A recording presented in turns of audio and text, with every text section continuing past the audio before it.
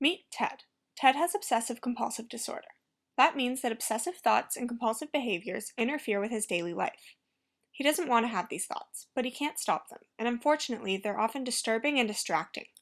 His compulsive behaviors are performed in an attempt to make his obsessions go away.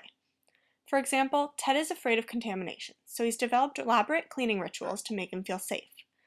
But the relief never lasts. In fact, his obsessive thoughts usually come back stronger, and the compulsive behaviors end up causing anxiety themselves as they become more demanding and more time-consuming.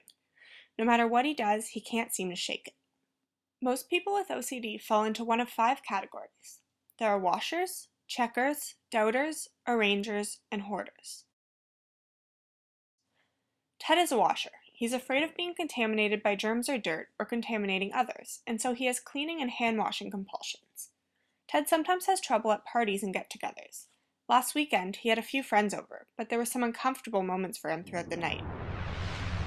Guys, aren't you gonna wash your hands? We were at school today and then touched everything at the mall. Fine. Okay, Mom. Ted, relax. It's not like I'm gonna get sick. Ted's friends ended up leaving early to go meet up with some other people. As they left the house, he heard one of them whisper, "What a freak. Can't he just relax? Why is he like this?" But that's just it. He can't just relax.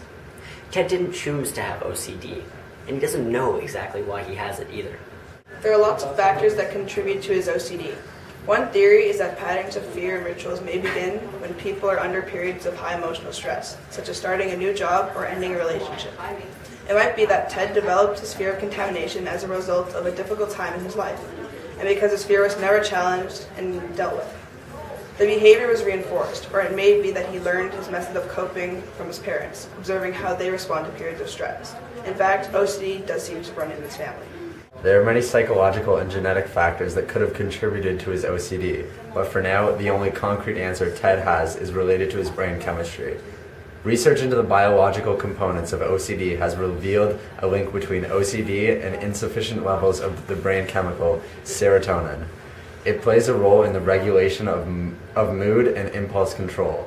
All of the medicines used to treat OCD raise the levels of serotonin available to transmit messages in the brain. Ted knows that having OCD is hard, especially when your friends and teachers don't understand. But help is available. With treatment and self-help strategies, he can learn to break free of the unwanted thoughts and irrational urges and take back control of his life.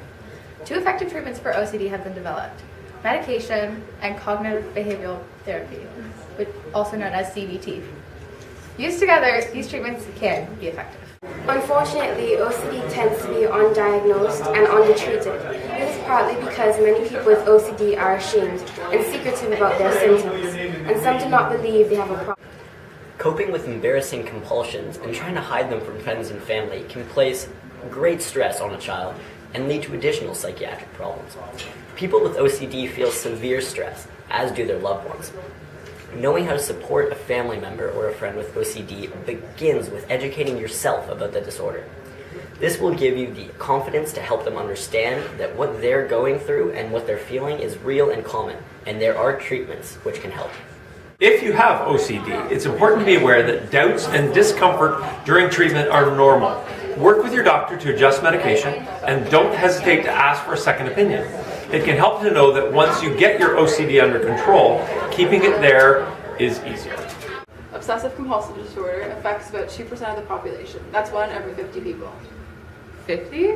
Yeah. 1 out of every 50 people. Yeah. Get informed about OCD. Because mental health matters. Because mental health matters. Because mental health matters.